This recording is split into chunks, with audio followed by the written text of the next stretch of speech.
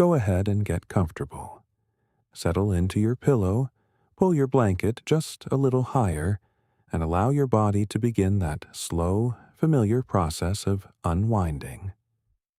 Let the tension in your shoulders soften. Let your jaw release. Breathe in gently through your nose and breathe out slowly through your mouth. Good. You're already doing it. Tonight, we're going somewhere vast, somewhere so incomprehensibly enormous that the idea of a single worry, a single tight knot in your chest, begins to dissolve when held against it.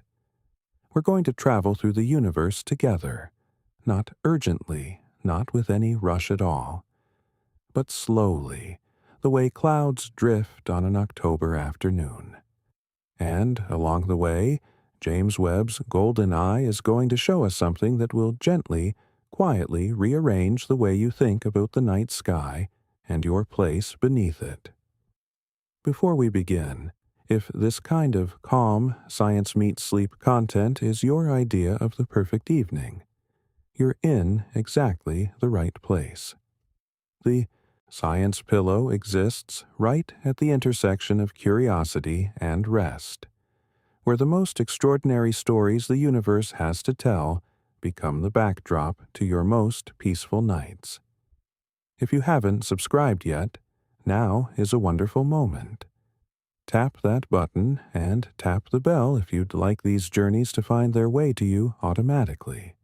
And if tonight's exploration leaves you feeling that particular sweet mix of wonder and drowsiness, please do give it a like. It helps more sleepy, curious minds find their way here. All right, let's breathe one more time together.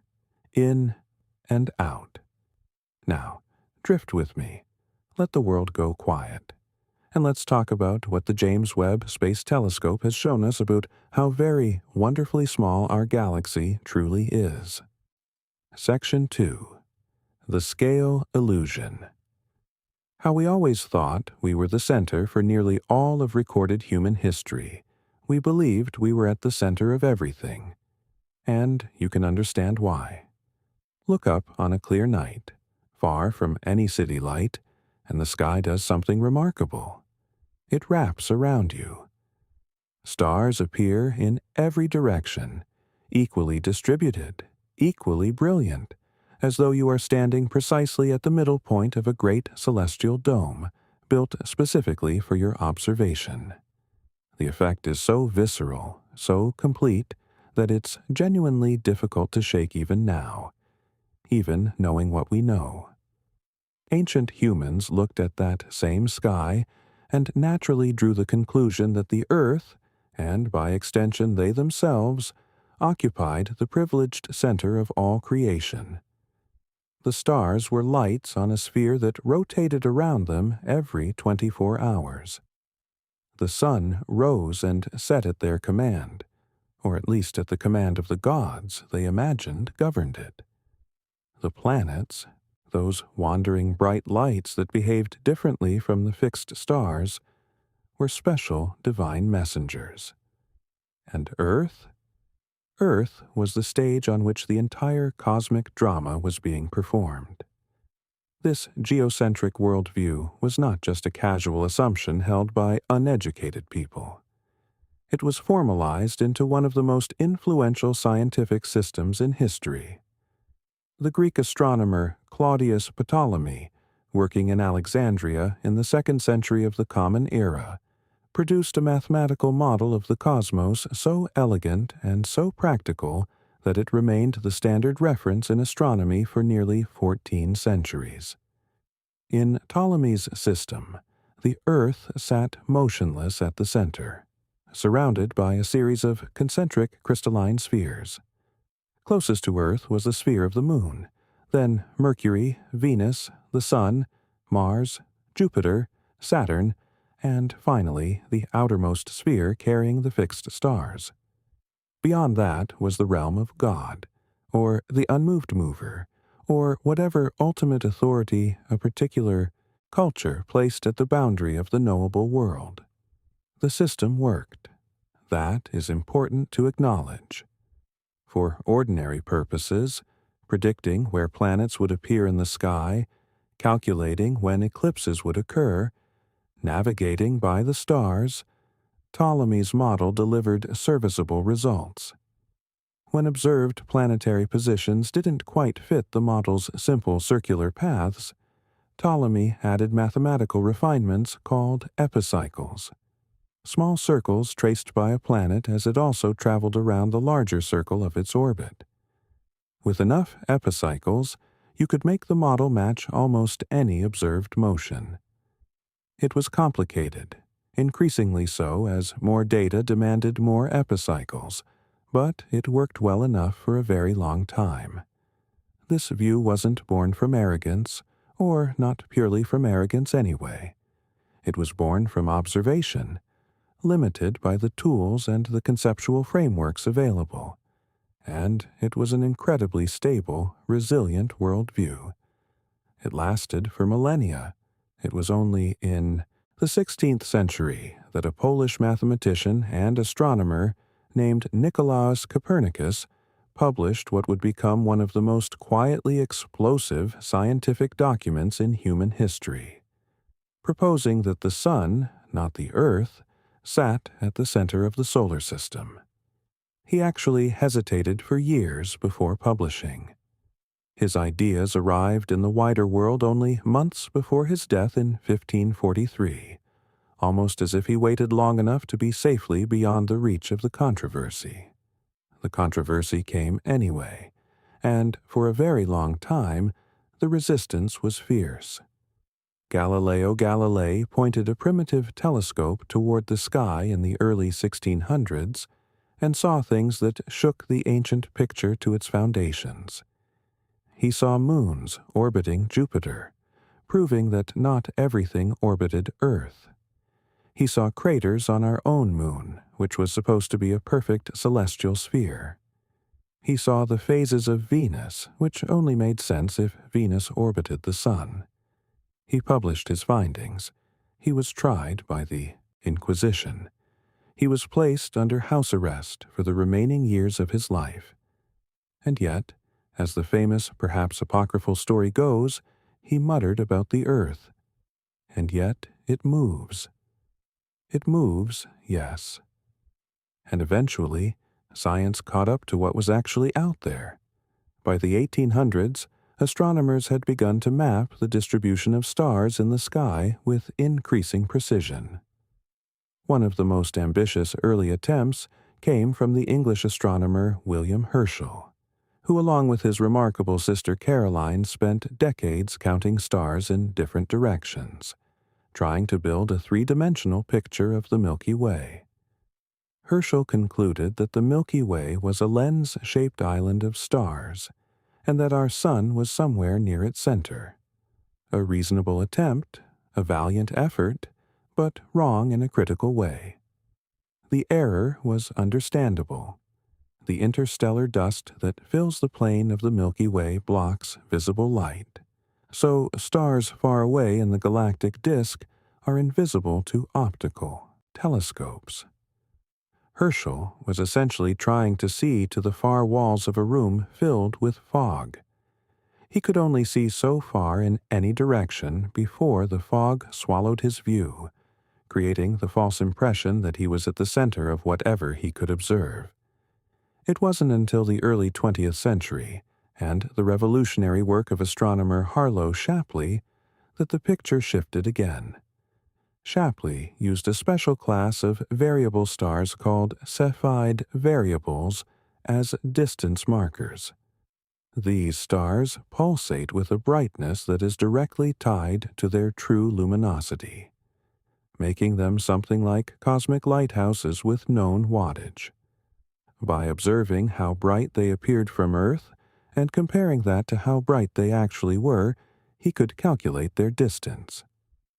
Shapley turned this technique on the great globular clusters, those dense, spherical balls of hundreds of thousands of stars that orbit the Milky Way like a halo. He found that these clusters were arranged in a sphere that was not centered on us. Their center was far away, in the direction of the constellation Sagittarius. The implication was staggering. We were not at the center of our own galaxy. Our sun was a fairly ordinary star sitting out in the suburbs, roughly 26,000 light-years from the galactic center. The Milky Way was far larger than anyone had imagined, and we were not at its heart. We were a mote of matter drifting through one of its quieter neighborhoods. But even that revelation came with an implicit assumption that had not yet been seriously challenged. In the early 20th century, many astronomers still believed that the Milky Way was the entirety of the universe. Those fuzzy spiral shapes visible through telescopes, the so-called nebulae, were thought to be gas clouds within our own galaxy, perhaps sites of new star formation. The idea that they might be separate island universes, each containing hundreds of billions of stars, comparable in scale to the Milky Way itself, was considered bold, perhaps fringe. In 1920, the National Academy of Sciences in Washington hosted what has since become known as the Great Debate, an event at which two prominent astronomers argued opposing positions on the nature of the so-called spiral nebulae.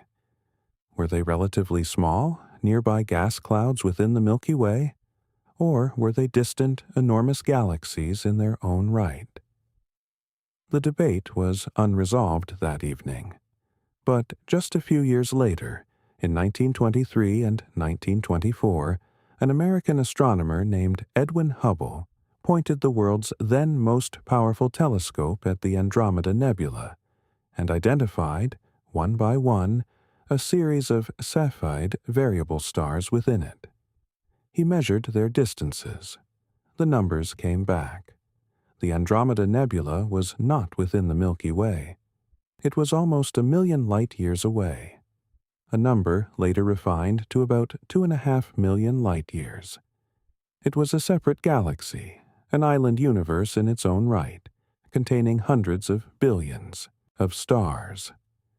In a single series of observations, the known universe had expanded by an incomprehensible factor. The Milky Way was not the universe. It was one galaxy among many, and the question of how many galaxies there were would continue to expand its answer in ways that no one could have predicted. The Hubble Space Telescope, launched in 1990, delivered one of the most stunning pieces of evidence for the universe's true scale.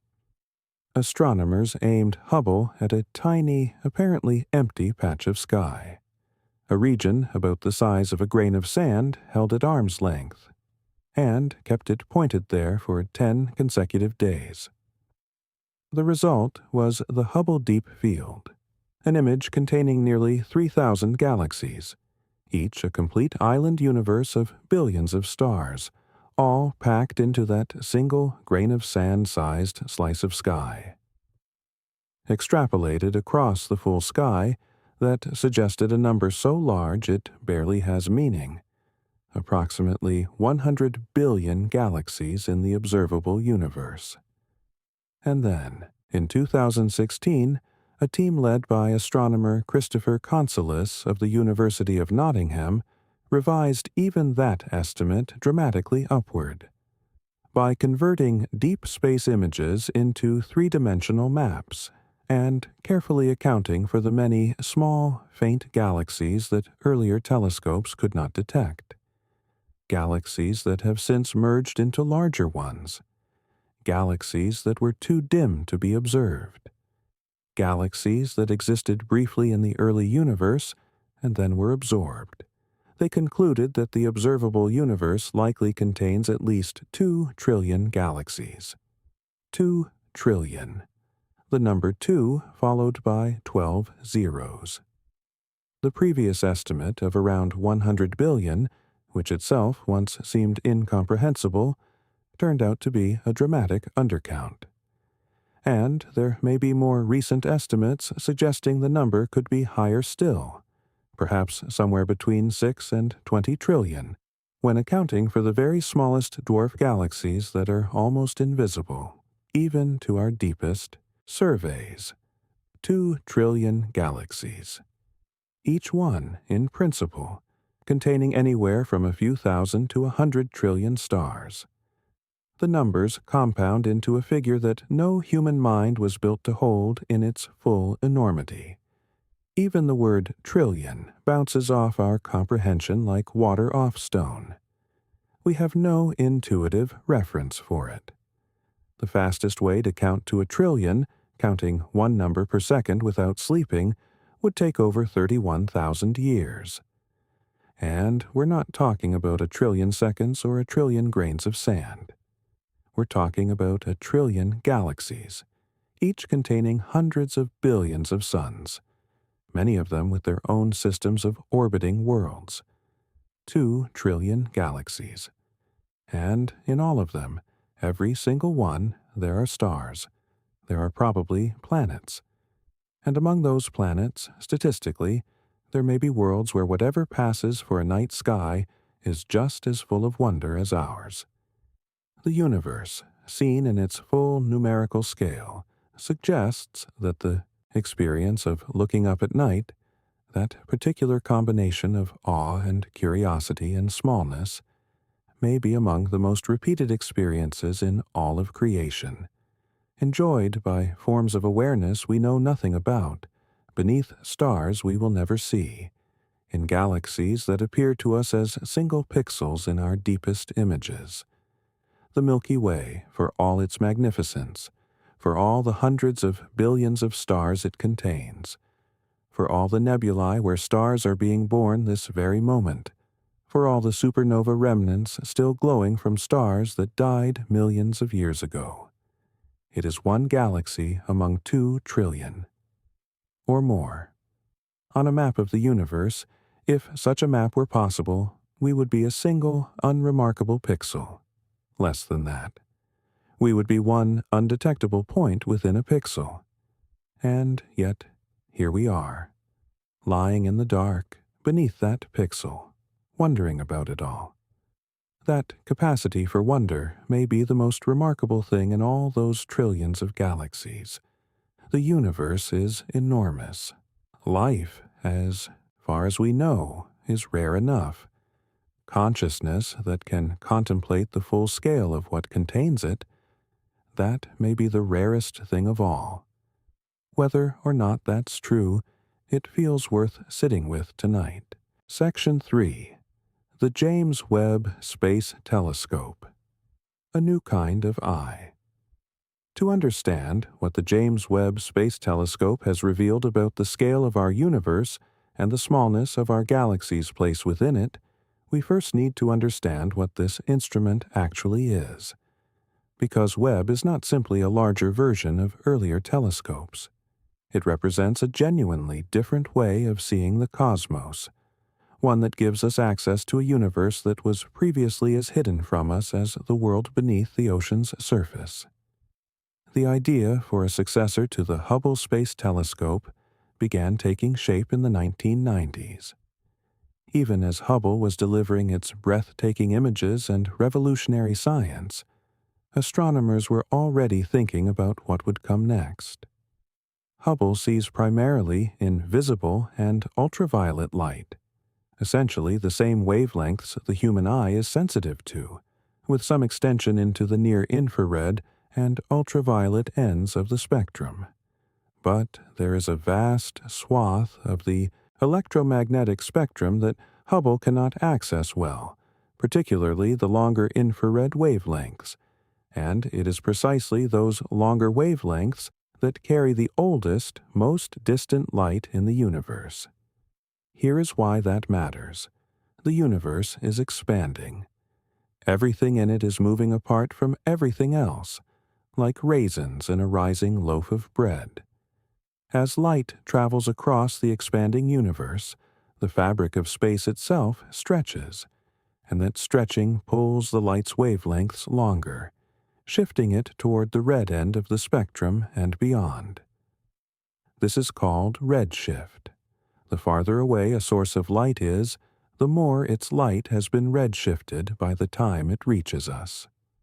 The most distant galaxies, the ones that existed when the universe was only a few 100 million years old, have had their light stretched so dramatically that what was once visible or ultraviolet light has now been shifted all the way into the infrared. So, to see the first galaxies, to look back to the very dawn of cosmic time, you need an infrared telescope. Hubble simply cannot reach that far back. Webb was specifically designed to operate in those longer infrared wavelengths, to be the telescope that opens that ancient window. Webb launched on December 25, 2021, atop an Ariane 5 rocket from the Guiana Space Center in Kourou, French Guiana, on what was quite literally a Christmas Day delivery of one of humanity's most ambitious scientific instruments. The launch had been delayed many times over more than 2 decades of development. The telescope's development began in earnest in the mid-1990s, with a planned launch date in the early 2000s. Then delays, technical challenges, cost overruns, and the sheer complexity of the engineering pushed that date back again and again. By the time it finally sat atop that rocket, Webb had been in development for over 2 decades and had cost approximately $10 billion, making it the most expensive science instrument in human history. The launch itself was a nerve-wracking affair. Thousands of scientists and engineers who had spent careers working on Webb watched the countdown. The telescope had been folded origami-style to fit inside the rocket's payload fairing, a process that required it to unfold in a precise sequence of 344 separate deployment steps in the weeks after launch. Any single one of those steps failing would have rendered the telescope useless. There were no repair missions planned, no possibility of an astronaut visiting Webb to fix something gone wrong, as astronauts had visited and repaired Hubble multiple times. Webb was too far away, orbiting a point in space 1 million miles from Earth, unreachable by any current human spacecraft. The unfolding process went perfectly. Step by step over the days following launch, the sunshield deployed, the mirror segments unfolded, the instruments cooled to their operating temperatures. On July 11, 2022, President Biden revealed the first deep field image from Webb in a White House event, and the image, dense with galaxies reaching back billions of years in time, silenced a room full of people who had spent their careers preparing for that moment. What makes Webb extraordinary begins with its mirror. The Hubble Space Telescope has a primary mirror 2.4 meters, or about 7.9 feet in diameter. Webb's primary mirror spans 6.5 meters, or about 21 feet across. The difference in light collecting area is enormous. Webb's mirror has about 6 times the collecting surface of Hubble's. But because Webb needs to be cold to detect infrared light without interference from the telescope's own heat, and because a rigid mirror that large would have been impossibly heavy to launch, the engineers came up with an ingenious solution. Webb's primary mirror is made of 18 separate hexagonal segments, each coated with a microscopically thin layer of gold, because gold reflects infrared light exceptionally well. These segments fold against each other, like the petals of a flower, fitting inside the rocket's fairing for launch, then deploy one by one in space, coming to rest in their final arrangement, and then being aligned with extraordinary precision. Each segment can be adjusted by actuators attached to its back, moving in increments as small as 1/10,000th of the thickness of a human hair. The alignment challenge alone was one of the most technically demanding achievements in the history of telescope construction. Engineers at NASA's Goddard Space Flight Center essentially had to invent new methods for doing it, because nothing on this scale had ever been attempted before. The individual mirror segments are made of beryllium, a metal chosen for its combination of strength, low weight, and extraordinary stability across a huge range of temperatures. Each segment weighs approximately 20 kilograms, or 46 pounds, despite being over a meter across, a testament to how precisely it has been lightened. And each segment must maintain its precise shape even as temperatures vary dramatically across the telescope's structure.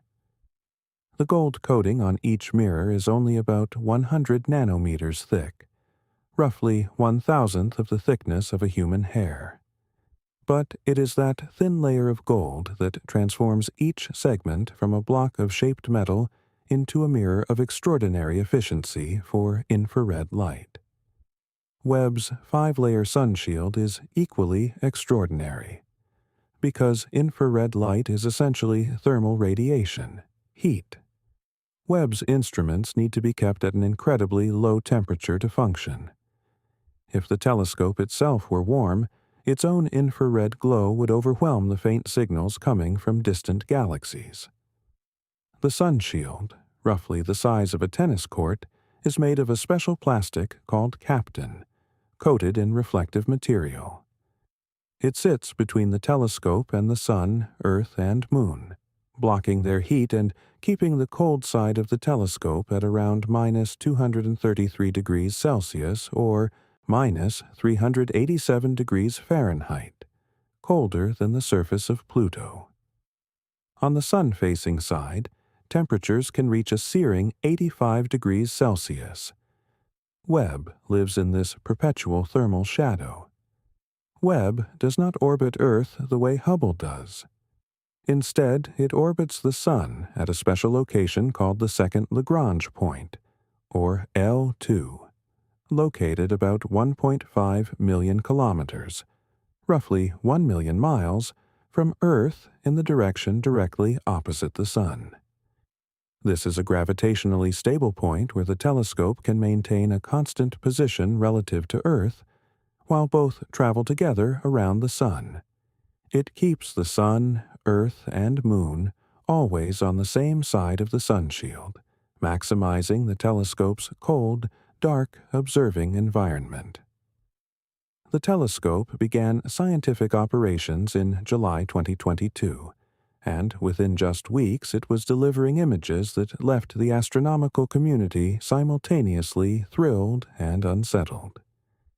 The first image Webb released publicly showed a tiny patch of sky packed with thousands of galaxies, some nearby and bright, others so distant and so red-shifted that they appeared as faint red smudges at the very edge of the observable universe. The image was so deep, so detailed, that it packed into a single frame the equivalent of thousands of years of Hubble observation. Webb operates with 4 primary scientific instruments. NIRCam, the near-infrared camera, is Webb's primary imaging instrument, capturing light at wavelengths between 0.6 and 5 micrometers. It is what produces those iconic, stunning images of distant galaxies and nearby nebulae in breathtaking detail. NIR-SPEC, the near-infrared spectrograph, breaks light from up to 100 objects simultaneously into its component wavelengths, producing spectra that reveal an object's chemical composition, temperature, distance, and motion. MIRI, the mid-infrared instrument, operates at longer wavelengths from 5 to 28 micrometers, seeing the universe in a part of the spectrum that had never been explored with such sensitivity.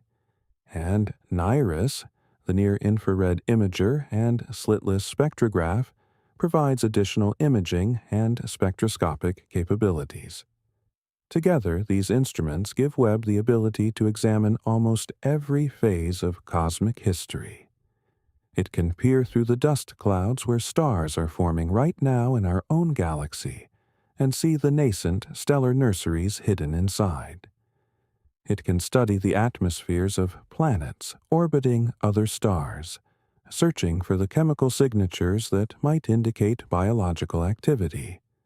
It can examine the earliest galaxies that formed after the Big Bang, seeing them essentially as they were when they came into being. And it can map the large-scale structure of the universe with a level of detail and reach that previous telescopes could only dream about. What Webb cannot do, because no instrument can, is see more of the universe than exists to be seen. But it can push the boundary of what we are able to detect to within a hair's breadth of the theoretical limit, as close to the beginning of cosmic time as it is possible to look. And what it finds there, at that ancient frontier, is profoundly surprising. It is there, in those first few 100 million years after the Big Bang, that the universe has been most dramatically rewriting what we thought we knew about how galaxies like ours came to exist. Section 4. Cosmic Dawn, What Webb Found at the Edge of Time. Astronomers call it cosmic dawn. It is the epoch in the universe's history, roughly between 100 million and 1 billion years after the Big Bang, when the first stars ignited, when the first galaxies began to assemble, when the universe transitioned from a dark sea of cooling gas into a glittering structure of light and complexity. Before Webb, this era was glimpsed only in fragments, suggestions, and hints from the deepest images Hubble and other observatories could produce. It was like trying to read a novel by holding individual letters up to a keyhole. Webb was designed to open that door, and in its first years of operation, it has done exactly that, and in doing so, has upended some of the most foundational assumptions astronomers held about how the early universe worked. Let's begin with what was expected. Before Webb launched, the prevailing theoretical models of galaxy formation, which had been refined over decades and tested against Hubble observations, painted a fairly clear picture. In the very early universe, in those first hundreds of millions of years, there should have been no large galaxies. The universe was young, and galaxy formation was expected to be a slow process, proceeding bottom up. Tiny clumps of dark matter and gas would gradually merge, star by star and cluster by cluster, building up into progressively larger structures over billions of years. At cosmic dawn, models predicted astronomers would find nothing more than tiny, faint, irregular baby galaxies, young, chaotic, and dim. When Webb's first images of the deep universe came in during the summer of 2022, those expectations were immediately challenged. Embedded in the data were objects that seemed far too bright, far too large, far too developed for their age. One study, published in the journal Nature in early 2023, and led by researchers including Joel Leja of Pennsylvania State University, identified 6 enormous galaxies that existed between 500 million and 700 million years after the Big Bang. These galaxies appeared to contain roughly as many stars as the Milky Way, some of them potentially as many as 100 billion to a trillion stars. The oldest of them appeared to contain stars that were already billions of years old, meaning star formation had been vigorous from an extraordinarily early date. Leja put it memorably. Scientists had expected to find tiny, young baby galaxies at this point in time, but instead found objects as mature as our own in what was previously understood to be the dawn of the universe. The astronomical community was shaken. These galaxies, quickly dubbed universe breakers, seemed to violate theoretical models so severely that some researchers began wondering whether something was fundamentally wrong with the standard framework of cosmology. Galaxies do not assemble overnight. The process should take billions of years of gradual merging and star formation. How could galaxies the size and age of these have existed so soon after the Big Bang? The scientific community did what it always does when confronted with genuinely surprising data. It investigated further. And the investigation led to a more nuanced picture. A study published in the Astronomical Journal in 2024, led by University of Texas at Austin graduate student Catherine Chorowski, found that many of those seemingly extreme early galaxies had been misidentified. Some of the objects that appeared so bright and massive were not, in fact, purely composed of stars. They were galaxies with supermassive black holes actively consuming enormous quantities of gas, producing what are called quasars. Blindingly bright objects that can outshine entire galaxies full of stars. Strip away the quasar's contribution, and the underlying galaxy was much smaller and dimmer than initially thought. This was important and clarifying, but it did not entirely resolve the puzzle. Even after accounting for the quasar contribution, a subset of genuinely very massive early galaxies remained unexplained. The models still struggled to produce them. The tension between observation and theory has not disappeared. It has simply become more precisely defined. And in science, a precisely defined problem is progress. It tells you exactly where to look for the new physics, the new understanding, the explanation that hasn't quite arrived yet. Then, in May 2024, Webb delivered what is perhaps its most dramatic single discovery to date. Astronomers working on the JWST Advanced Deep Extragalactic Survey, a program specifically designed to study the most distant, most ancient galaxies, announced the identification of a galaxy called JD's GSZ 14-0. The name is unglamorous, but the object itself is extraordinary. The discovery came from observations conducted in October 2023 and January 2024. Using Webb's near-infrared spectrograph, the team observed the galaxy's light split into its component wavelengths, a spectrum, for nearly 10 hours in January 2024. When the spectrum was first processed, the team felt the same mix of excitement and disbelief that comes with a result that seems impossible.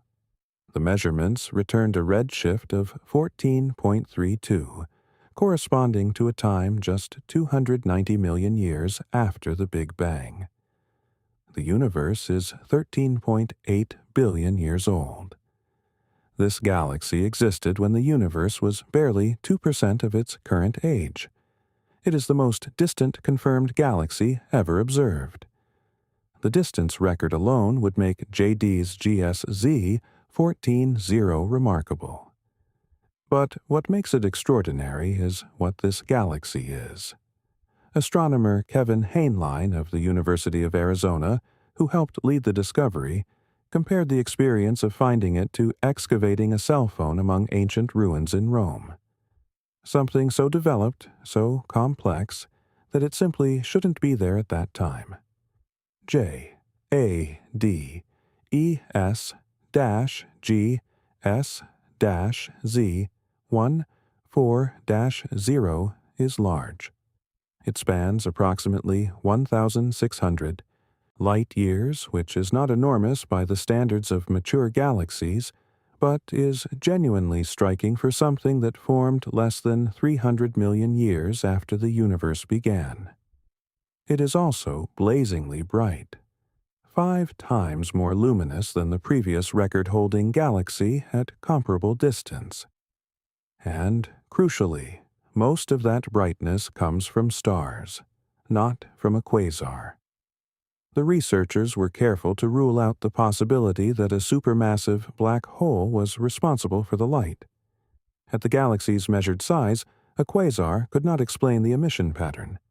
Instead, ADES-GS-Z14-0 is flooded with young, hot, massive stars, a galaxy in the midst of ferocious, exuberant star formation. The amount of stellar mass implied by that brightness is several 100 million times the mass of the Sun, all assembled in less than 300 million years. But perhaps the most surprising detail of all came from the galaxy's chemical signature. Embedded in the spectrum were emission lines from oxygen. This might seem like a small detail, but its implications are profound. Oxygen, in the quantities detected, is not a primordial element. It is produced inside stars through nuclear fusion and released into the surrounding gas when massive stars die in supernova explosions. For there to be detectable oxygen in a galaxy only 290 million years after the Big Bang means that multiple generations of massive stars had already been born and died within this galaxy before the moment we are observing. The universe was 3 billion years old when our Sun formed. Jades GZ 14-0 was already on its second or third generation of stars when the universe was less than 300 million years old. As Heinlein described the moment of confirmation, he laughed. He got up from his chair and walked down the hallway to look at the faces of his colleagues. The data was telling them something the models had not predicted, something that the theories had not prepared them for. The universe was making galaxies faster, more efficiently, and on a larger scale than anyone expected in its earliest moments. And JD's GS-Z14-0 is almost certainly not alone. Because Webb found it in a relatively small patch of sky, and because the galaxy was detectable even at 10 times fainter brightness than its observed level, the team calculates there must be many more such galaxies waiting to be discovered, at even earlier times, hidden in the universe's most ancient light. As Brant Robertson of the University of California, Santa Cruz, who led one of the papers describing the discovery, said, "The early universe has so much more to offer. This realization sits at the heart of what Webb is teaching us about our own galaxy's smallness and ordinariness. The Milky Way, 100,000 light-years across, 2 to 400 billion stars, 12 billion years old, is not a beginning. It is a result. It is what happens after billions of years of cosmic evolution, after galaxies have merged and stars have lived and died and enriched the gas with heavy elements, and the galaxy has slowly, patiently organized itself into its elegant spiral form. JADES-GZ-Z14-0 is what the universe was doing before that. The Milky Way is one late-arriving member of a party that started billions of years earlier than anyone quite realized. Section 5. The Milky Way in True Context. Let's come home for a moment. Let's think about our own galaxy, not as the magnificent central thing it sometimes feels like when we stand beneath the night sky, but as what it truly is, one particular, reasonably sized, entirely unremarkable spiral galaxy located in a quiet suburb of a medium-sized galaxy cluster, about halfway between the center and the edge of the observable universe, in one of approximately 2 trillion similar galaxies. That's a long sentence. Let it settle. Our galaxy is beautiful, and familiarity should not diminish that beauty. If you've ever been lucky enough to stand in a truly dark place on a clear night, a desert, a mountain summit, a remote stretch of ocean coast, and look up to see the full sweep of the Milky Way arching overhead, you know what it looks like. It's a river of light, a soft, dense band of white extending from one horizon to the other, irregular in brightness, brightening dramatically, toward the constellation Sagittarius, where we are looking toward the galaxy's center. That band is what happens when you look through the flat disk of our galaxy from the inside.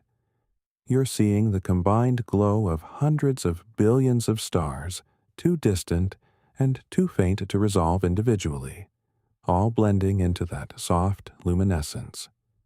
The Milky Way is a barred spiral galaxy, meaning it has a bar-shaped structure of older stars at its center, from which spiral arms extend outward in graceful curves. Our Sun lives in a minor spiral arm called the Orion Spur, or the Orion Arm, located about 26,000 light-years from the galactic center, roughly 2/3 of the way from the center to the visible outer edge of the disk. The disk itself is about 100,000 light-years in diameter and roughly 1,000 light-years thick at our location. It is thin, an extremely flattened structure, more like a cosmic vinyl record than a sphere. And yet, even saying 1,000 light-years thick makes the Milky Way's disk sound like something substantial. Consider that 1 light-year is approximately 5.88 trillion miles. 1,000 light-years is roughly 5,880 trillion miles of thickness. Our entire solar system, from the Sun out to the orbit of Neptune, spans less than 6 light hours, a distance that would fit inside a single light-year roughly 1,500 times. Our solar system is to the Milky Way's disk thickness what a human cell is to the height of a skyscraper. The galaxy contains several major spiral arms: the Perseus Arm, the Sagittarius-Carina Arm, the Norma Arm, and others, with our Sun located in the Orion Spur between the Perseus and Sagittarius-Carina arms. The reason we're uncertain about the exact number and configuration of the spiral arms is that we're inside the galaxy looking out through it, and the same interstellar dust that blocks visible light also confounds our attempts to map the overall structure. It's a bit like trying to determine the shape of a building when you're standing inside one of its walls. We have much better maps of the Milky Way now than we did before the European Space Agency's Gaia satellite began operating. Gaia has measured the precise positions and distances of more than 1 billion stars, producing the most detailed three-dimensional map of the galaxy ever assembled. But even with that extraordinary dataset, the full structure of the Milky Way contains uncertainties that astronomers are still working to resolve. At the very center of the Milky Way, hidden from our direct optical view by enormous clouds of interstellar dust, sits a supermassive black hole called Sagittarius A star, which contains the mass of approximately 4 million suns compressed into a region smaller than our solar system. We know it's there because we can observe the motions of stars very close to the galactic center, looping through space in tight, fast orbits that only make sense if an enormous mass is anchoring them. The first direct image of Sagittarius A star was released in 2022 by the Event Horizon Telescope collaboration, a planet-spanning array of radio telescopes that functioned together as a single Earth-sized instrument. The image showed a glowing ring of superheated matter surrounding the black hole's dark shadow, a region where gravity is so strong that nothing, not even light, can escape once it crosses the event horizon.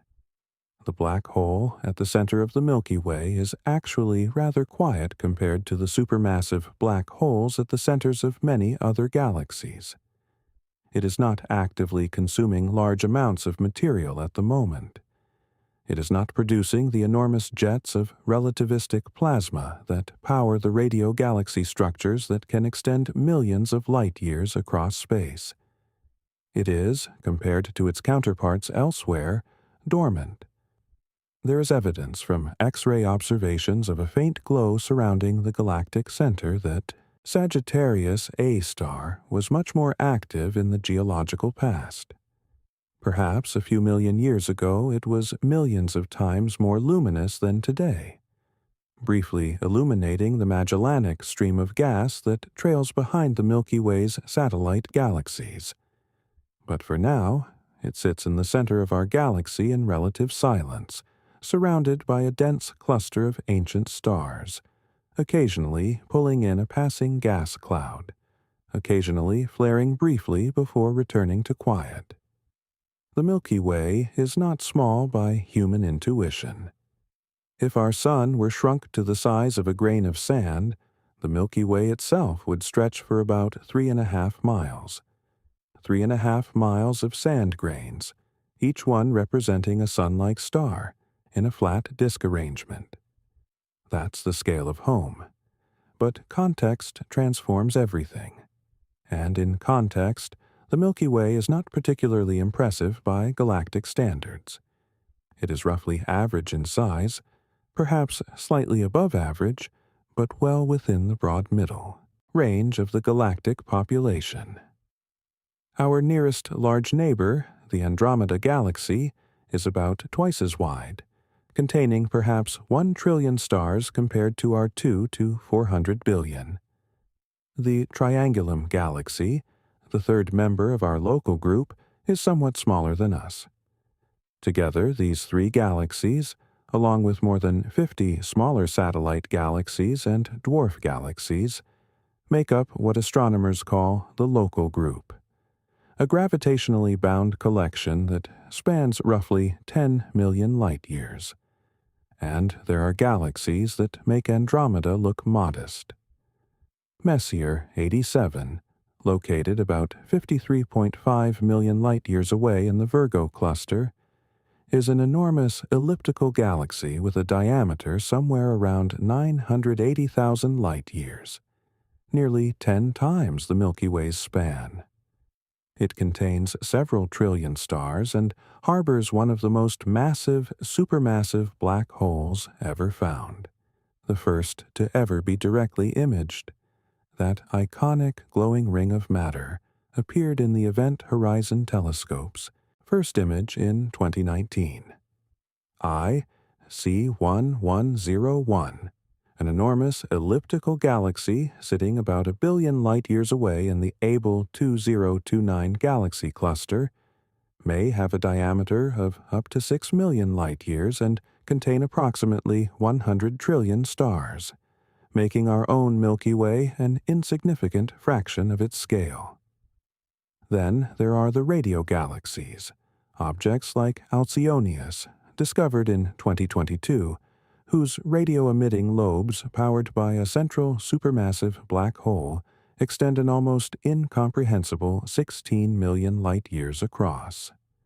And in 2024, the same discovery team announced Porphyrion, another radio galaxy with jet structures stretching approximately 23 million light-years from one end to the other. To cross Porphyrion at the speed of light would take 23 million years. You could line up roughly 230 Milky Ways end to end within that span.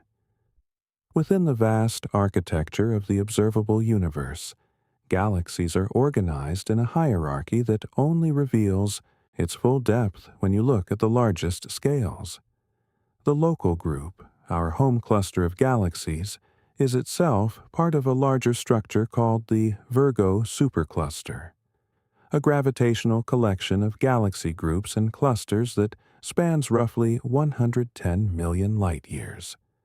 And in 2014, astronomers led by Brent Tully of the University of Hawaii redefined our cosmic address even more dramatically by mapping the full extent of the supercluster to which the Virgo supercluster belongs.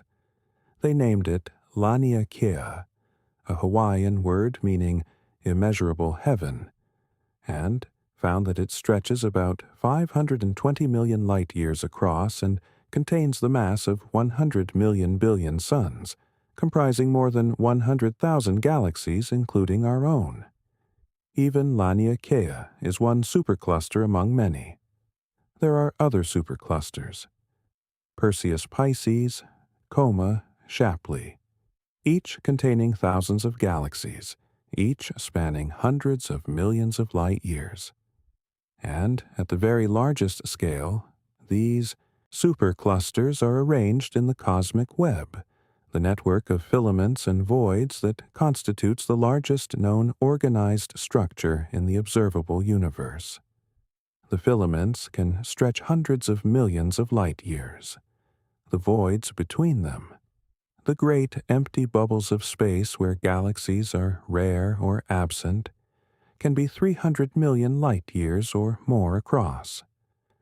At scales above about 300 million light years, the universe becomes smooth and homogeneous, the lumpiness of the cosmic web averaging out to an isotropic uniform backdrop.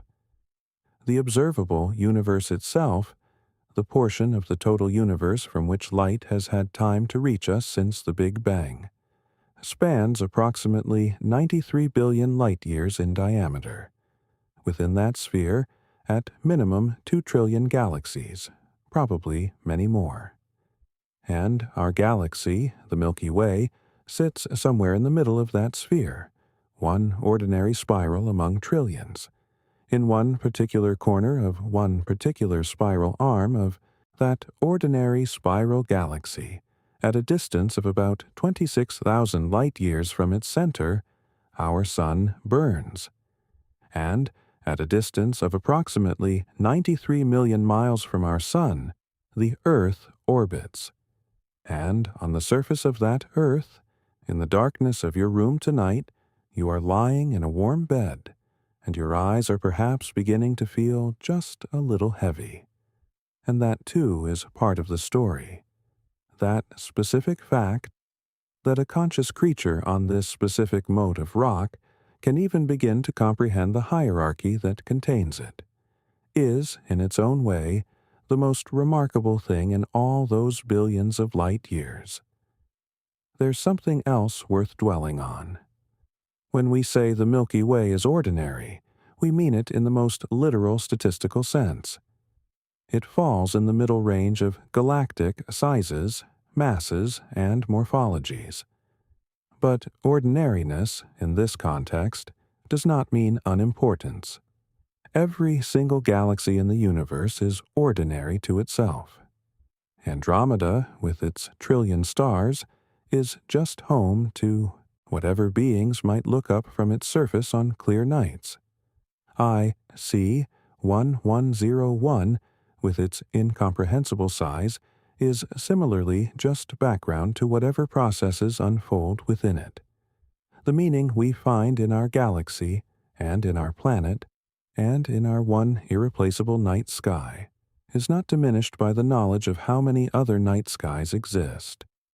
If anything, it becomes more precious. This specific sky, with its specific stars, is ours. Improbably, wonderfully, uniquely ours. Section 6. The universe's largest structures. Galaxies are just the beginning. Pull your blanket a little closer and let your breathing slow even further. We've been zooming out steadily, and it's worth pausing to appreciate how far we've traveled. We started in your room. We reached the Earth. We found the solar system. We stepped back to see the Milky Way. We recognized its place in the local group and in Laniakea. Now we're going to go even further, to the largest structures that exist in the observable universe, the cosmic web itself, where the Milky Way becomes so small as to be effectively invisible.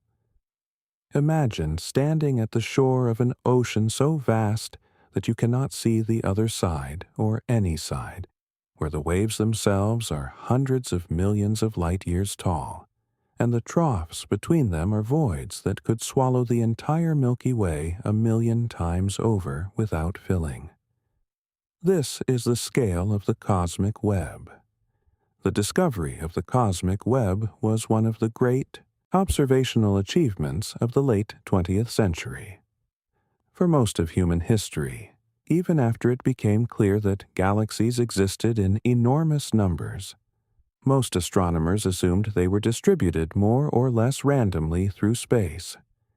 You would expect to see them scattered the way pebbles might be scattered across a tile floor, without any particular pattern, following the laws of randomness.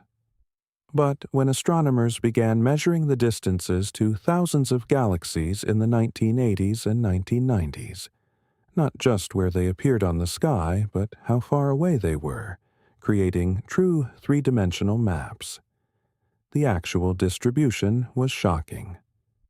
Galaxies are not scattered randomly.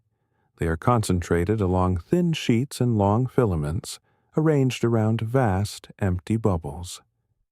The structure that emerged from those early redshift surveys looked not like scattered pebbles, but like a cosmic foam, or like the arrangement of soap bubbles pressed together, dense at the film between bubbles, empty at the center of each bubble, with the most complex structure at the intersections where multiple bubble walls meet.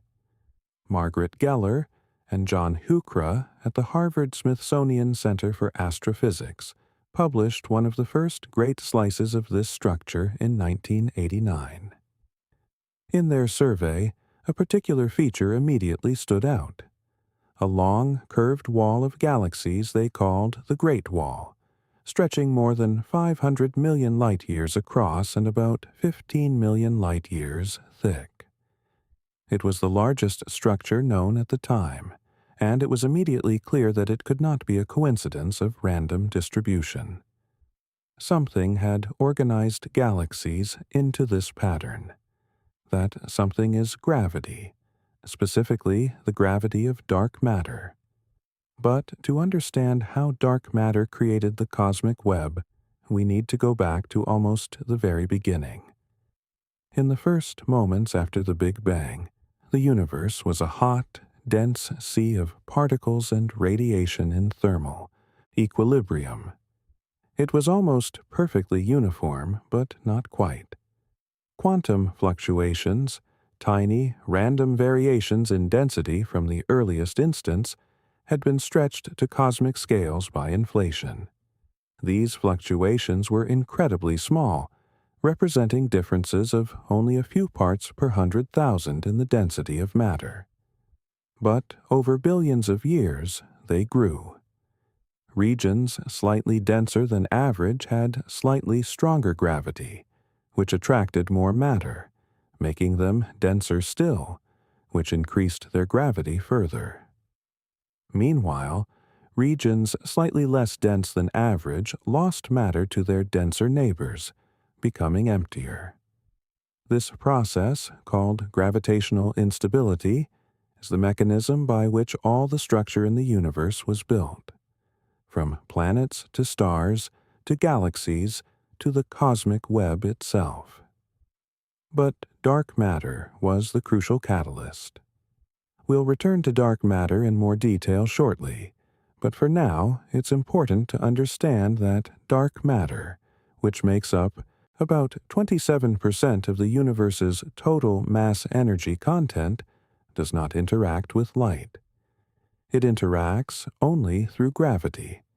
This means it was not buffeted and smoothed out by the pressure of radiation in the early universe the way ordinary matter was. Dark matter could begin collapsing and clustering at much earlier times, forming the gravitational scaffolding, halos and filaments of concentrated mass, along which ordinary matter later flowed. As the universe expanded and cooled, ordinary matter, the atoms that make up stars, planets, and people, flowed into the gravitational wells created by dark matter concentrations. Gas fell into the dark matter halos, cooled, fragmented, and eventually ignited as stars. Stars gathered into galaxies. Galaxies fell toward each other along the dark matter filaments, clustering at the intersections. The result was the cosmic web, a three-dimensional architecture of filaments and walls surrounding vast voids, all tracing out the distribution of dark matter that was set in place by the tiny quantum fluctuations of the universe's first moments. The largest individual filaments in the cosmic web can stretch to lengths of several 100 million light-years. The largest known galactic wall at present, there are several candidates for this title, is the Hercules Corona Borealis Great Wall, a potential structure approximately 9.8 billion light-years in its longest dimension, though its status as a single coherent structure remains debated by astronomers. The more well-established Sloan Great Wall, identified in 2003 using Sloan Digital Sky Survey data, spans about 1.4 billion light-years. The cosmic voids between these structures, the empty spaces at the centers of the cosmic foam's bubbles, range from roughly 30 million to 300 million light-years across. They are not perfectly empty. They contain some galaxies and gas. But they are profoundly empty by comparison with the filaments and walls that surround them. The local group, our home galaxy cluster, sits within the Virgo supercluster, which in turn is part of the larger Laniakea supercluster. Laniakea itself lies near the boundary of a supercluster complex, embedded in a filament of the cosmic web, not far from the edge of what is known as the local void, a region of relative emptiness that pushes on our local group with a gentle gravitational repulsion, in addition to the gravitational attraction of the massive Virgo cluster and the more distant Great Attractor pulling us in the opposite direction. All these forces, all this architecture, all this structure, and the Milky Way is effectively a single data point within it. If you were drawing the cosmic web at a scale that captured its full extent, and you needed to include the Milky Way as a separate, visible feature, your marker would need to be impossibly fine. At the scale of the cosmic web, even galaxy clusters containing thousands of galaxies are tiny dots at filament intersections. The Milky Way is simply not visible, and yet the atoms in your body were forged inside stars. The air in your lungs, and the water in your cells, and the carbon in your bones were all synthesized inside massive stars that lived and died billions of years ago. Their contents scattered into the surrounding gas, eventually gathered into the molecular cloud from which our sun and solar system formed 4.6 billion years ago. You are the cosmic web, distilled and concentrated into a form complex enough to wonder about its own origin. That is not a trivial thing. That is, when you sit with it quietly, close to sleep, quite astonishing. Section 7. Dark Matter, Dark Energy, and the Invisible Architecture. We have mentioned dark matter several times now, and we've glimpsed its role as the sculptor of cosmic structure.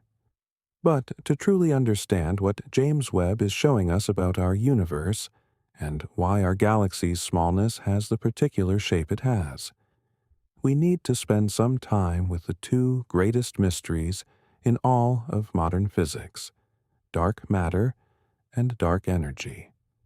Here is the most disorienting fact in contemporary cosmology. Everything you have ever seen or touched or smelled or tasted is made of ordinary matter. The electrons, protons, and neutrons that combine into atoms, which combine into molecules, which combine into everything from grains of sand to human beings to planets to stars.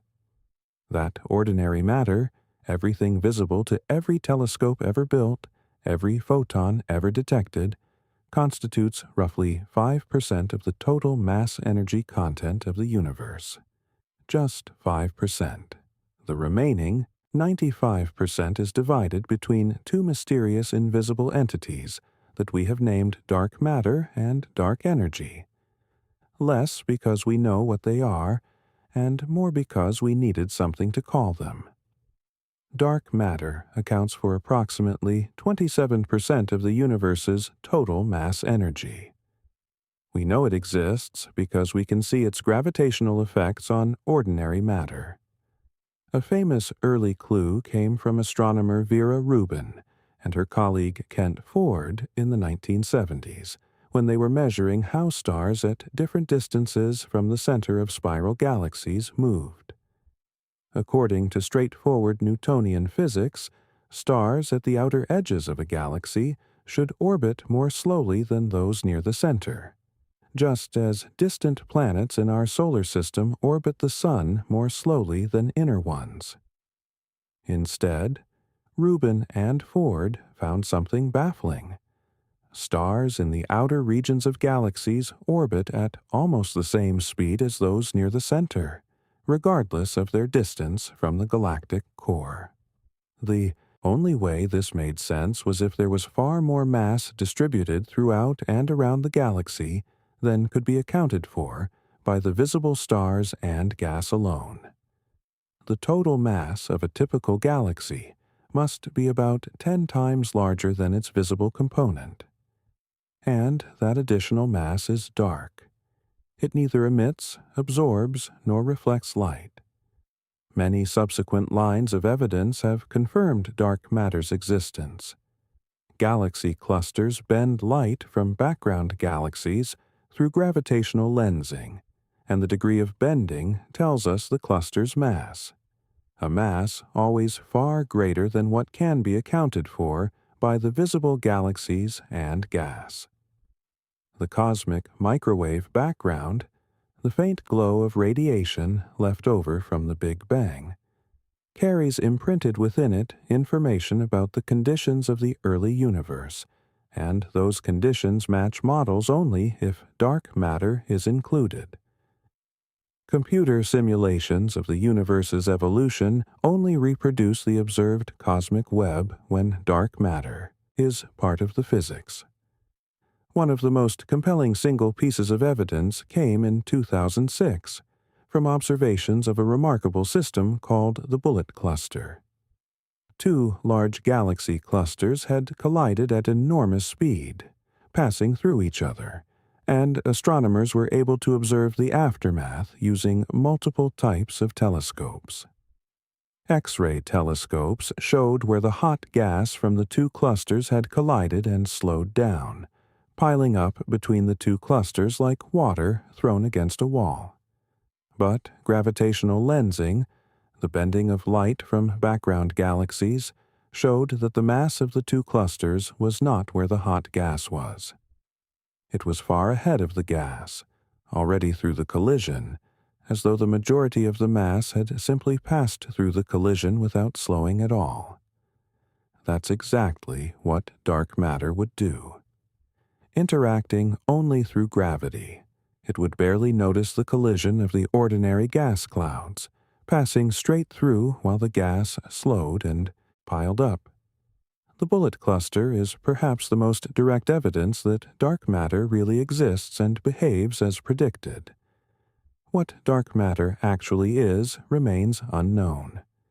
The leading hypothesis for many decades was that it consists of weakly interacting massive particles, or WIMPs, particles with mass similar to heavy atomic nuclei, but interacting with ordinary matter only through the weak nuclear force and gravity. Enormous underground detectors, filled with liquid xenon or other materials and shielded from cosmic ray backgrounds by deep mines, have searched for WIMPs for decades. None have been found. Other candidates include axions, primordial black holes, sterile neutrinos, and more exotic theoretical particles. The hunt continues, one of the most important open questions in all of physics. Dark energy is even more mysterious, if such a thing is possible. It constitutes approximately 68% of the universe's total energy content. Its discovery in 1998 was one of the most shocking moments in the history of science. Two independent teams of astronomers, one led by Saul Perlmutter, the other by Brian Schmidt and Adam Rees, were studying a particular type of exploding star called a Type 1a supernova. These explosions are remarkably consistent in their brightness, making them useful as what astronomers call standard candles, objects whose true brightness is known, so that their distance can be calculated from how faint they appear. Both teams were using these supernovae to measure the expansion history of the universe. The assumption going into the research was that the universe was expanding, and that the mutual gravitational attraction of all the matter within it was slowing that expansion down. The question was simply, how much was it slowing? Both teams expected to measure a deceleration. Instead, they found that distant supernovae were dimmer than expected, meaning they were farther away than they should have been if the expansion were decelerating. The universe's expansion was not slowing, it was speeding up. All three scientists received the Nobel Prize in Physics in 2011 for this discovery, and the force driving that accelerated expansion, whatever it is, became known as dark energy. One way to think about dark energy is through what Einstein called the cosmological constant. When Einstein first published his general theory of relativity in 1916, he was troubled to find that his equations predicted a dynamic universe, one that should either be expanding or contracting. Convinced that the universe must be static, he added a term to his equations that would balance gravity's tendency to pull things together, a kind of repulsive force built into space itself. When Hubble demonstrated in 1929 that the universe was indeed expanding, Einstein reportedly called the cosmological constant his greatest blunder and removed it from his equations. But the discovery of dark energy in 1998 brought it back. Dark energy behaves exactly as Einstein's cosmological constant predicted. A constant energy density built into the fabric of space, unchanged by expansion, causing the expansion to accelerate rather than decelerate.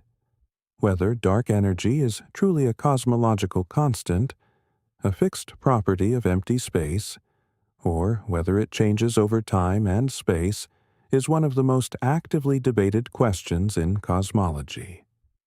Multiple new missions and surveys are underway or planned specifically to address this question. The European Space Agency's Euclid telescope, launched in 2023, is mapping the distribution of galaxies across more than a third of the sky, precisely measuring the geometry of cosmic structure over the last 10 billion years of cosmic history. The Dark Energy Spectroscopic Instrument in Arizona is measuring the distances to tens of millions of galaxies to trace the expansion history of the universe with unprecedented precision. The answer to what dark energy actually is will determine the ultimate fate of the universe, so the question is not abstract. Dark energy behaves like a property of space itself. Unlike matter and energy, which become more dilute as the universe expands, dark energy maintains a constant energy density even as space grows.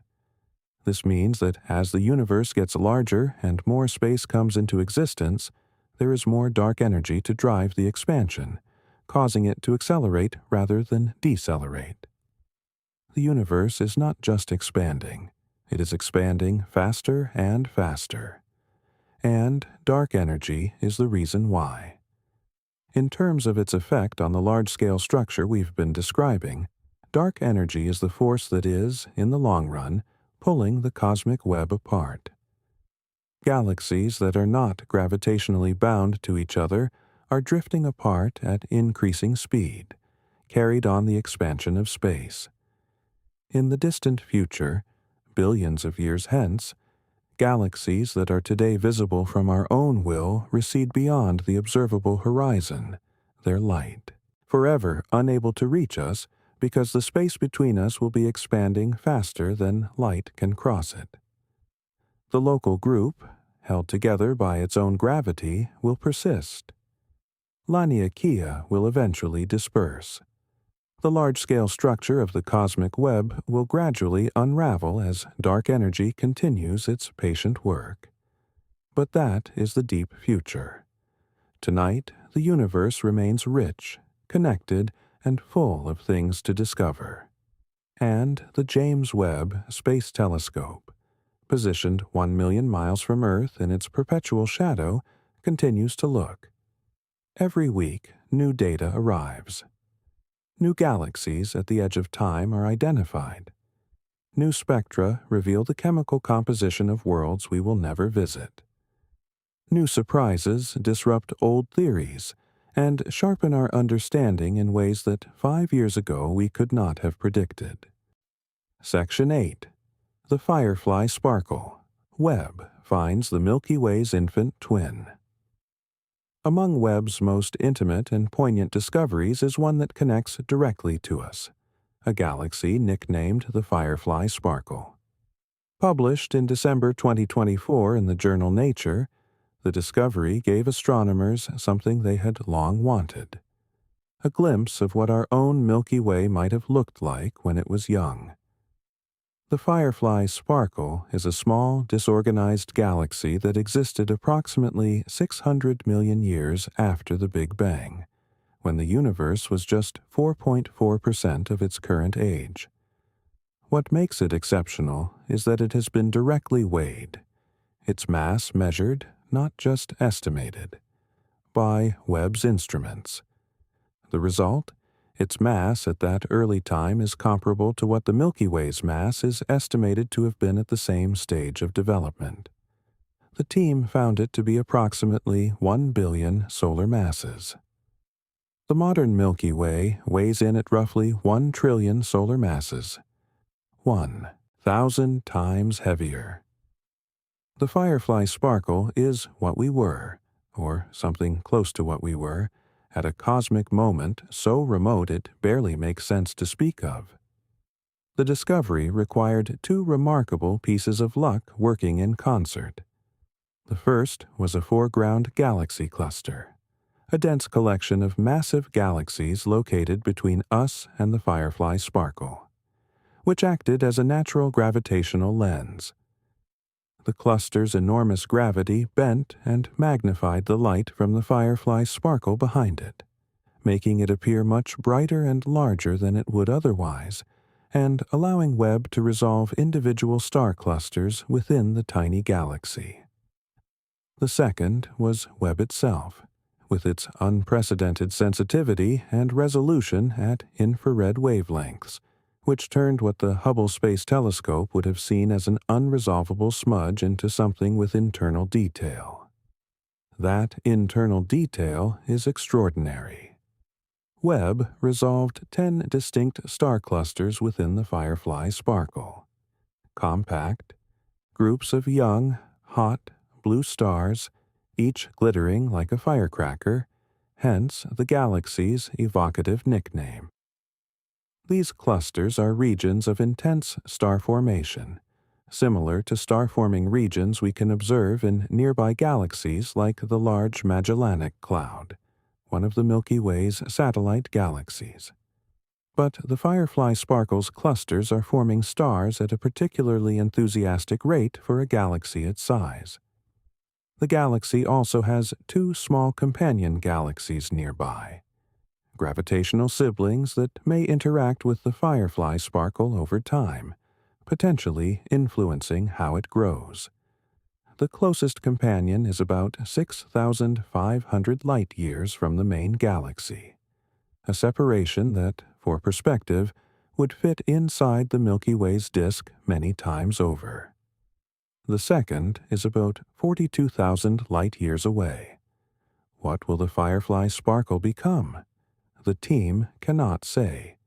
Its future trajectory of merging, star formation, and growth over the next 13 billion years is impossible to predict from a single snapshot. But the galaxy offers astronomers something precious: a case study in the early development of a galaxy in the size class that eventually produced spirals like our own Milky Way.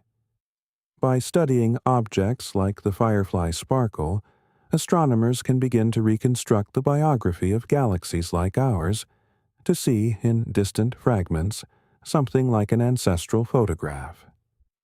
There is something deeply resonant about this.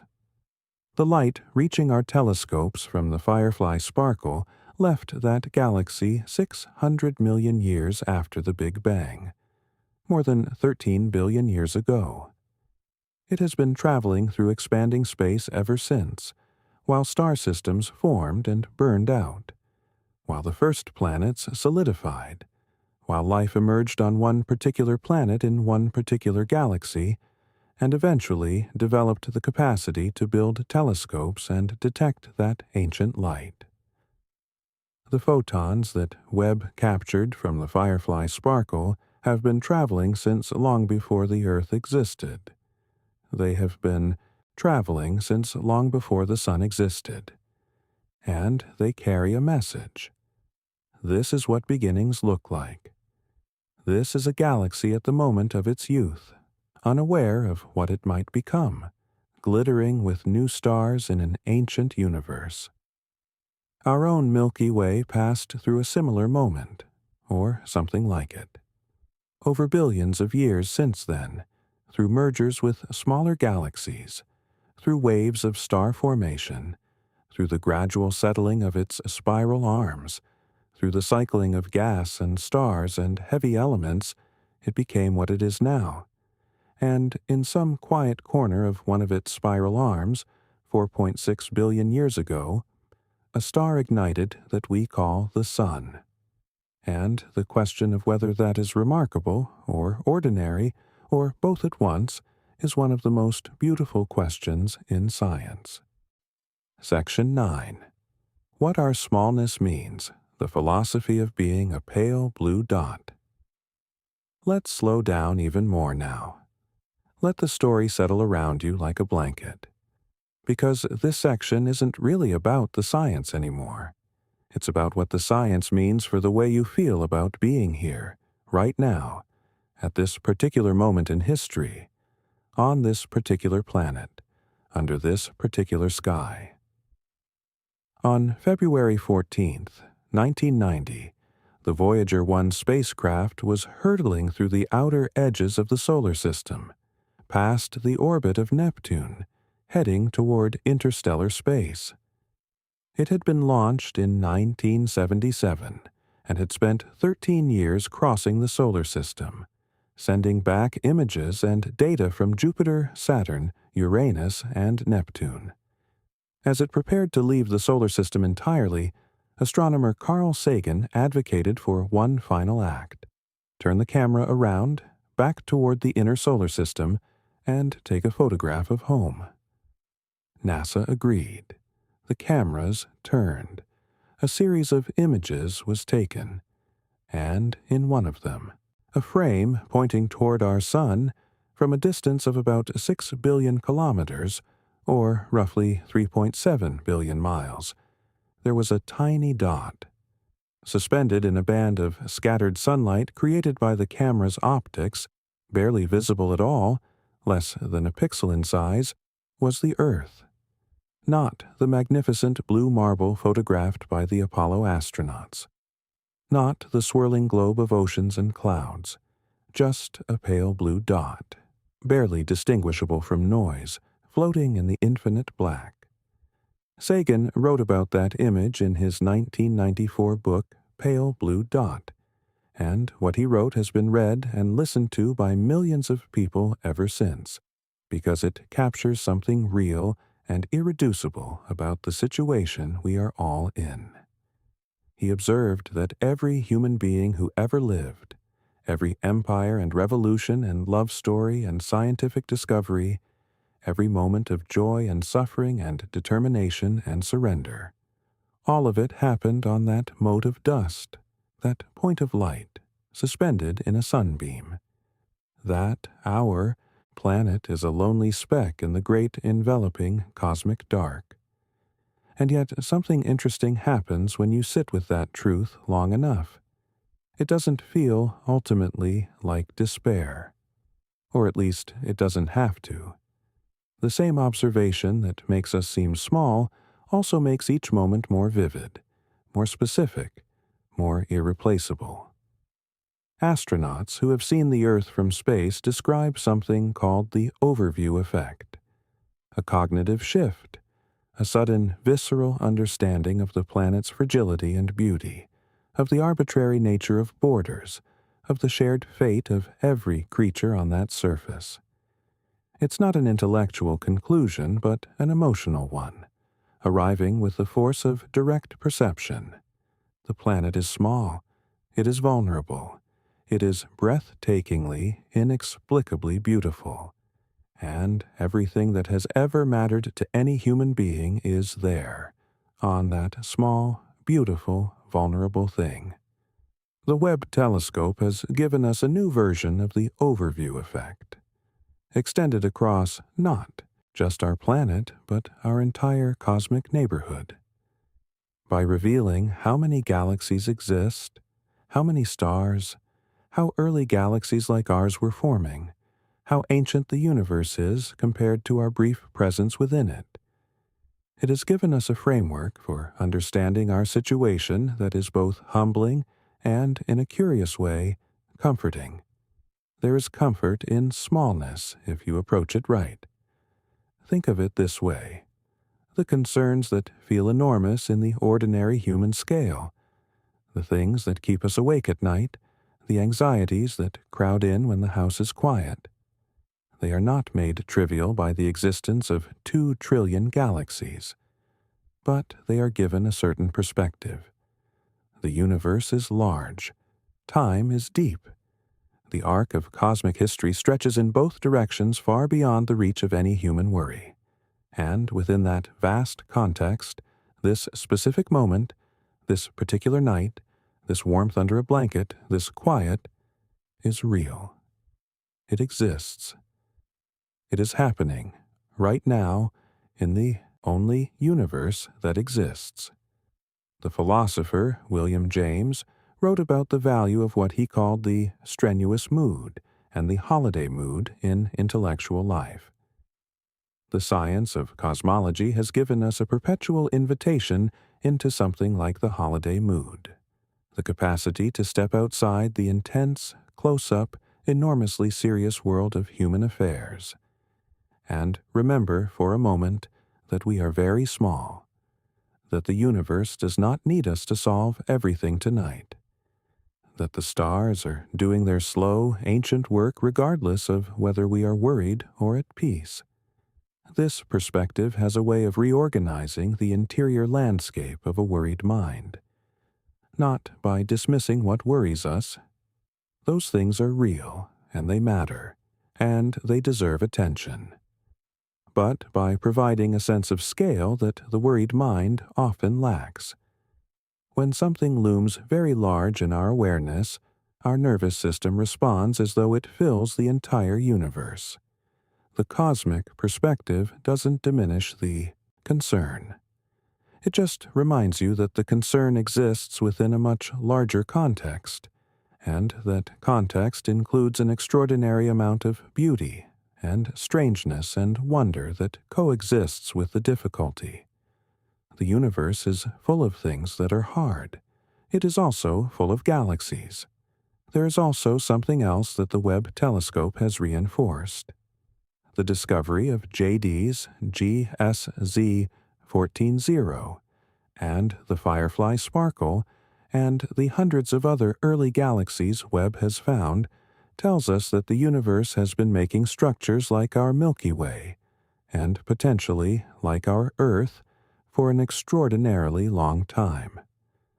The universe has been arranging matter into increasingly complex forms since almost its very beginning. The emergence of stars, then planets, then chemistry, then life, then the kind of life that builds telescopes and asks questions. This is what the universe does when given time and the right conditions. Whether or not it has happened elsewhere, the pattern is established. The universe appears to be oriented at some deep level toward complexity. That is not a scientific statement in the strict sense, but it is an observation worth sitting with. You are not an accident tacked onto an indifferent cosmos. You are an expression of a process that has been unfolding for 13.8 billion years. The atoms that make you were born in the hearts of stars. The processes that gave rise to your consciousness have been building toward something like consciousness for as long as galaxies have existed. The universe is not aware of you. That much seems clear. But you are aware of the universe. And that awareness, that capacity to take in the light of a galaxy 290 million years after the Big Bang and understand what it means, is itself extraordinary. Consider what it actually takes for a moment like this to exist. For you to be lying here, aware of the size of the universe, a sequence of improbable events had to unfold over 13.8 billion years. The Big Bang had to produce the right balance of matter and antimatter, with a tiny excess of matter surviving, from which everything that exists was made. That surviving matter had to cool and organize under gravity into the first stars. Those stars had to burn and die, seeding the universe with heavier elements, carbon, nitrogen, oxygen, iron, without which chemistry and biology and consciousness are impossible. Later generations of stars had to form from that enriched gas, live their lives, and contribute to even richer nebulae. Our particular star had to form about 4.6 billion years ago from one of those nebulae, in a region with just the right chemical composition. A rocky planet had to form at just the right distance from that star to allow liquid water to exist on its surface. Life had to emerge, survive multiple mass extinctions, and evolve over billions of years from single-celled organisms to the staggering complexity of a human nervous system. And somewhere along the way, a particular arrangement of neurons had to develop the capacity to form abstract concepts like light years and redshift and gravitational lensing, and to feel something like wonder when contemplating them. All of that, so that tonight you can lie in the dark and wonder about galaxies. So that tonight the universe can look at itself through your particular set of eyes. The James Webb Space Telescope sits 1 million miles from Earth, cooled to temperatures colder than any natural place in the solar system, its golden mirror aligned to 1/10,000th of a human hair's thickness, staring at patches of sky so small and so dark that nothing seems to be there, and finding, again and again, galaxies. Ancient light, ancient matter, compressed and ignited and organized by gravity, burning for billions of years before the photons finally arrived at those golden mirrors and were recorded as data and sent home to Earth to be turned into images, into numbers, into understanding. And you, lying in the dark tonight, are part of that process. You are the universe turned toward itself in curiosity, taking stock of its own magnitude and finding it, when the initial dizziness passes, magnificent rather than terrifying. The Milky Way is small. You are smaller, and somehow that makes everything more precious, more worthy of your specific attention, your specific care. Let the stars continue their slow burning. Let the galaxies drift on the expansion of space. Let the Webb telescope keep its golden eye open. And let yourself rest now, tucked into this warm corner of one spiral arm of one unremarkable galaxy, knowing that the universe is incomprehensibly large, and that you are, somehow, magnificently here within it. Section 10. The road ahead. What Webb will reveal next. Webb has been operational for a few years now, and the pace of discovery shows no signs of slowing. If anything, each new cycle of observations opens more questions than it answers, in that characteristic way of great science. The horizon keeps receding, and the territory behind it keeps filling with wonders. The telescope's performance has exceeded expectations in ways that its designers dared not quite predict. Its mirror alignment is tighter than required. Its instruments are more sensitive than the design specifications demanded. Its pointing stability, its ability to keep the same tiny patch of sky in view for hours or days without drifting, is extraordinary. The result is that Webb can go deeper and see farther than the conservative pre-launch estimates allowed for. Scientists working with Webb have described it as though it arrived at its destination and immediately began overperforming, delivering more than the decade-long wait had even hoped for. One of Webb's most active, ongoing areas of investigation is the nature and distribution of the earliest galaxies. The discovery of JD's GSZ 14-0 and its companions has demonstrated that massive, well-developed galaxies can form surprisingly early in cosmic history, and that the processes driving early star formation were more vigorous than standard models predicted. Webb continues to push the redshift record, observing ever earlier moments in the universe's history. Given that JD's GSZ 14-0 was found in a small fraction of the total sky surveyed, the implication is that many similar objects exist and are waiting to be found in deeper, wider surveys. The JD's team themselves noted that they could have detected JD's GSZ 14-0, even if it were 10 times fainter than it is, meaning there is room for an enormous population of similar objects, perhaps at even earlier times, still hidden in the data and in the sky. The galaxy MOM-Z14, designated for its remarkable properties, was identified in late 2024 as a galaxy existing only 280 million years after the Big Bang, pushing the observational frontier yet again. The progression of discoveries has been relentless. Each new Webb deep field, each new spectroscopic survey seems to find objects at greater distances and with more surprising properties than the last.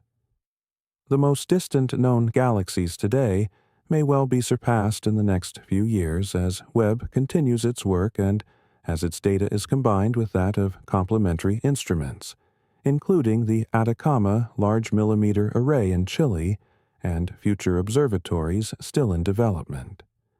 Exoplanets are another frontier that Webb is transforming. The telescope has already detected the chemical fingerprints of various molecules in the atmospheres of worlds orbiting other stars. Molecules like carbon dioxide, methane, and water vapor. In 2023, Webb made headlines with tentative detections of dimethyl sulfide in the SHU atmosphere of the exoplanet K2-18b, a molecule that on Earth is produced exclusively by biological organisms. The result was immediately treated with appropriate scientific caution. Alternative, non-biological explanations exist, and confirming the detection required additional observation. But it demonstrated that Webb has the sensitivity to, in principle, detect the chemical signatures of life on distant worlds. If life has found other footholds in this vast universe, Webb may be the instrument that provides the first tentative, uncertain, extraordinary hint of that fact. There is also the ongoing puzzle of the Hubble tension, a disagreement between different methods of measuring how fast the universe is currently expanding. One method, using the cosmic microwave background and the physics of the early universe, gives an expansion rate of about 67 kilometers per second per megaparsec. Another method, using nearby pulsating stars and exploding stars as distance markers, consistently returns a higher value of about 73 or 74 kilometers per second per megaparsec. The two measurements seem to be incompatible within the framework of the standard cosmological model, and Webb has weighed in. Its precise measurements of the Cepheid variable stars used as cosmic distance markers have confirmed the higher local value of expansion, deepening rather than resolving the tension. Something may be genuinely wrong with our current theoretical framework. There may be new physics, perhaps a form of dark energy that changes over time, or a new type of particle, or some modification to general relativity that resolves the disagreement. Webb is providing data that will constrain whatever explanation eventually emerges. Whether any such detection will be definitive within Webb's operational lifetime is uncertain. The telescope was designed with a goal of 10 years of science operations, though its precise station keeping during launch means its fuel supply may last considerably longer. Every year of additional operation is another year of data, another year of discoveries, another year of the universe showing us what it can do. What Webb will not do is resolve all the tensions it has created. The puzzle of massive early galaxies, the Hubble tension, the nature of dark matter and dark energy. These are not problems that a single telescope, however magnificent, can solve by itself. They will require new ideas, new theoretical frameworks, new experiments, perhaps new physics that we have not yet imagined. Webb is providing the observations that will constrain and guide whatever theoretical revolution may be coming, but the revolution itself is still in the future. And in the meantime, the telescope continues its patient, cold, precise vigil. Every week brings new observations. Every month brings new papers.